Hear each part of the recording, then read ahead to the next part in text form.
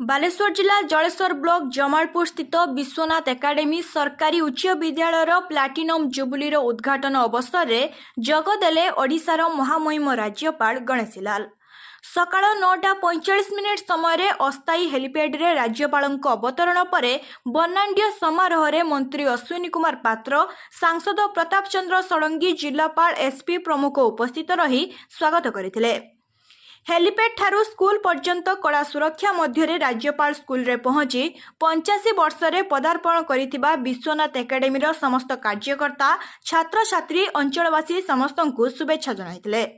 एवं तांकर अभिभाषण रे ओडिशार संस्कृति परंपरा सहित प्रत्येक छात्र छात्री निजर बापा मां को गुरुत्व देवा सहित महाप्रभु श्री जगन्नाथଙ୍କ उपरे अगाध विश्वास रखिबाकू उपदेश दैथिले। एथिसहित Jaleswar Satsang Vihar spiritual and cultural meet program रे